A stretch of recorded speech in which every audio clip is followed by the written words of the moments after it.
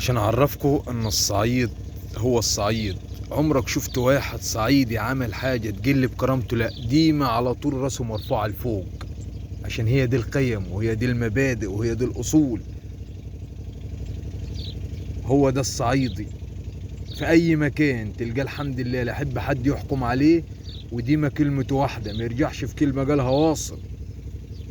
فحطه تحت دي متخط.